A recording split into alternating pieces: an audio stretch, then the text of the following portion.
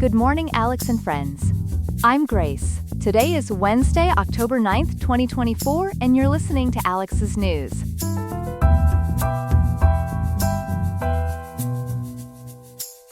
The weather in Riverside is going to be scorching today, with a high of 96 degrees and a low of 69. Be sure to stay cool and hydrated. Coming up on Alex's News, we'll explore how Tampa is preparing for a potentially historic hurricane. We'll also examine the potential impact of the 2024 U.S. election on American democracy. Finally, we'll delve into how artificial intelligence is transforming our understanding of proteins. Stay tuned for these stories and more.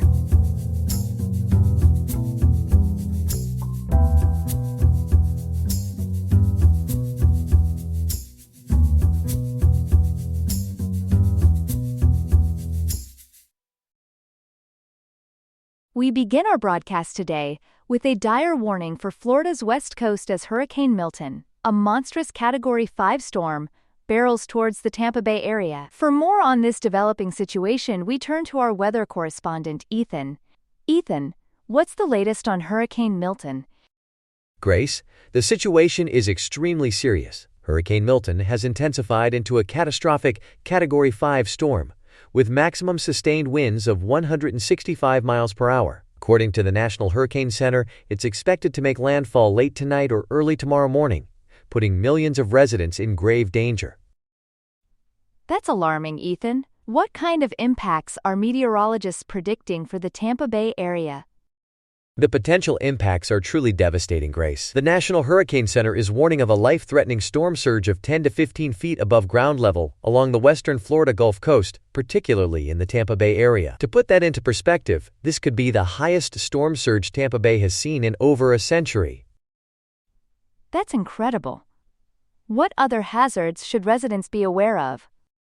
In addition to the storm surge, we're looking at devastating hurricane-force winds up to 125 miles per hour near the coast and well inland through central Florida. There's also the threat of heavy rainfall, with 2 to 12 inches expected, which could lead to flash flooding and river flooding.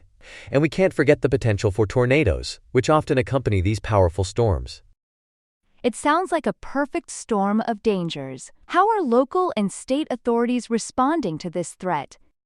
They're taking it extremely seriously, Grace. Mandatory evacuation orders have been issued for millions of residents across 11 Florida counties, focusing on coastal and low-lying areas. Florida Governor Ron DeSantis has issued emergency orders for 51 counties and prepared dozens of shelters. Even at the federal level, President Joe Biden has canceled overseas travel to oversee storm preparations, and over 7,000 federal personnel have been deployed to assist. That's a massive response. Are there any particular concerns for the Tampa Bay area? Absolutely, Grace. The Tampa Bay metropolitan area, home to over 3 million people, is especially vulnerable. It's worth noting that Tampa hasn't experienced a direct hit from a major hurricane since 1921, which is over a century ago. Many buildings in the area were not constructed to modern hurricane safety codes, making them particularly susceptible to damage. That's concerning. How are residents responding to the evacuation orders? It's a mixed picture, Grace. While many are heeding the warnings and evacuating, some residents are facing challenges. Tampa Mayor Jane Castor has been blunt, stating that staying behind could be fatal. However, some residents are struggling with logistical issues or are still recovering from Hurricane Helene, which struck the area less than 2 weeks ago. 2 major hurricanes in such a short time is unusual. Is there any connection being made to climate change? Yes, Grace. According to climate scientists, the frequency and intensity of recent hurricanes hitting Florida, including Helene and Milton, are being linked to climate change. Exceptionally high sea surface temperatures have contributed to Milton's rapid intensification to Category 5 status. What about the potential economic impact of this storm? While it's too early to determine the full economic impact, we can look at patterns from previous major hurricanes in Florida. Typically, there's a sharp short-term decline in economic activity, followed by a boost in construction and retail sectors during rebuilding. Real estate values often see a temporary decline, but can rebound as properties are repaired or rebuilt to higher standards. Tourism usually experiences a significant short-term drop, but can recover once infrastructure is restored. Thank you, Ethan, for that comprehensive update. Is there anything else residents should know? Yes, Grace. I can't stress enough how serious this situation is. Authorities are emphasizing that this is potentially a historic, once-in-a-century storm for the Tampa Bay area. Residents should take all necessary precautions to ensure their safety, including following evacuation orders if they're in a vulnerable area. Thank you, Ethan, for that crucial information. We'll be sure to keep our viewers updated as this dangerous situation unfolds. Stay safe out there. We're continuing our coverage of the upcoming 2024 presidential election. Joining us now is our political correspondent, Chloe. Chloe, can you give us an overview of the main candidates and the key battleground states? Certainly, Grace. The 2024 presidential race is shaping up to be a closely contested battle between former President Donald Trump for the Republicans and Vice President Kamala Harris for the Democrats. This comes after President Biden's decision to end his campaign and endorse Harris. As for battleground states, we're looking at Arizona, Georgia, Michigan, Nevada, North Carolina, Pennsylvania, and Wisconsin as the main focal points. That's quite a list. Can you elaborate on why these states are so crucial? Absolutely. These states are critical due to their historical closeness in presidential elections and the significant number of electoral votes they hold. For instance, Wisconsin is often described as the realm of suspense due to its tight margins and history of picking the winning candidate. Michigan, once a reliable Democratic state, has shifted to swing state status, presenting challenges for Harris among certain demographics. Interesting. What about some of the other states you mentioned?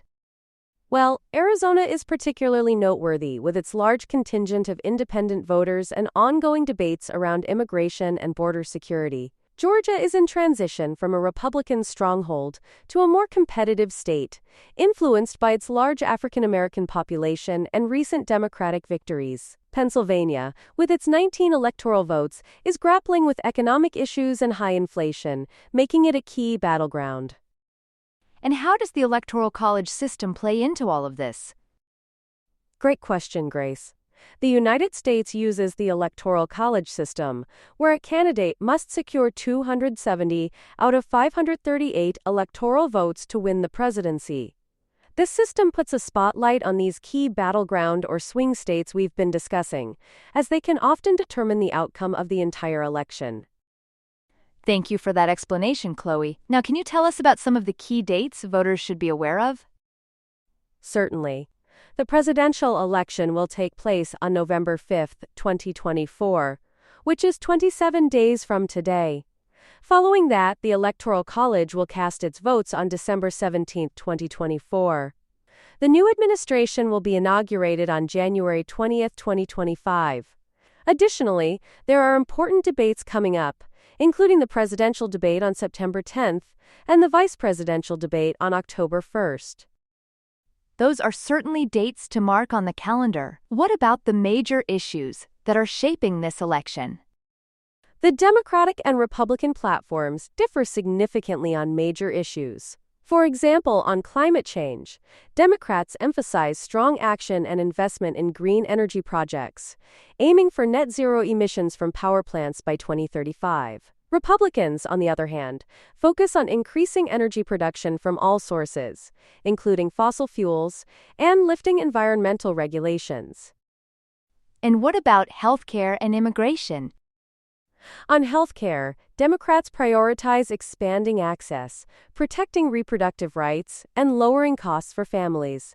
Republicans aim to reduce regulations and costs without detailing specific healthcare initiatives. Regarding immigration, Democrats advocate for a more inclusive policy with enhanced border security, while Republicans promise stricter border control and completing the border wall. It sounds like there are stark differences between the two parties. Chloe, how are states preparing for this election? States are actively preparing, Grace. For example, California has set October 21, 2024, as the voter registration deadline for the November 5 general election.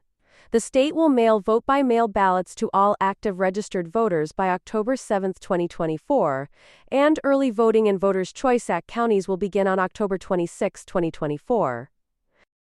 Thank you, Chloe, for this comprehensive overview of the 2024 presidential election landscape. We appreciate your insights. You're welcome, Grace. It's certainly shaping up to be a consequential election that will determine the direction of American policy on crucial matters such as climate change, healthcare, immigration, and the economy. Indeed it is. Thanks again, Chloe, for joining us today.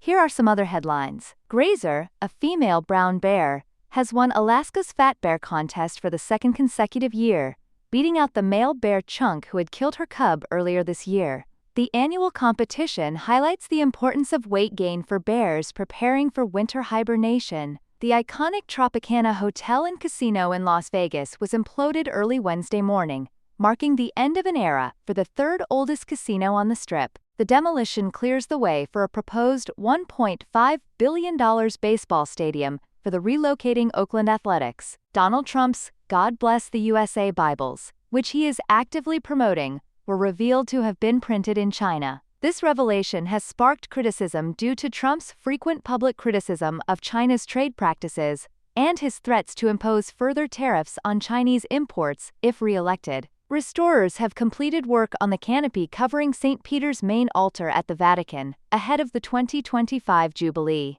The restoration of Gian Lorenzo Bernini's iconic baldachin, which stands nearly 100 feet tall, involved cleaning, rust removal, and the treatment of various materials. McDonald's has filed a federal lawsuit against the 4 largest meat processors in the United States, accusing them of colluding to inflate beef prices since 2015. The lawsuit targets Tyson, JBS, Cargill, and National Beef Packing Company, alleging antitrust violations and market manipulation.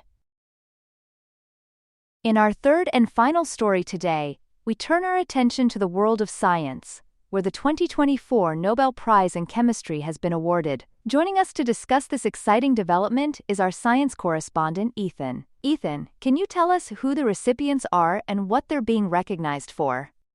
Certainly, Grace. The Royal Swedish Academy of Sciences has awarded this year's Nobel Prize in Chemistry to 3 scientists for their groundbreaking work on proteins, which they describe as the chemical tools of life. The recipients are David Baker from the University of Washington in Seattle and Demis Hassabis and John Jumper from Google's DeepMind in London. That's fascinating, Ethan. Can you elaborate on their specific contributions? Of course, David Baker has been recognized for his advancements in computational protein design. Since 2003, he's been at the forefront of designing new kinds of proteins, including those used in pharmaceuticals, vaccines, nanomaterials, and miniature sensors. His work involved creating a novel protein in 2003s, which paved the way for numerous innovative protein applications. And what about the other 2 recipients, Hassabis and Jumper? Demis Hassabis and John Jumper have been honored for their work on protein structure prediction. They developed an artificial intelligence model called AlphaFold that has successfully predicted the structures of nearly all 200 million proteins recognized by scientists, solving a problem that had remained unsolved for 50 years. That sounds like a significant breakthrough. What are some of the practical applications of this technology?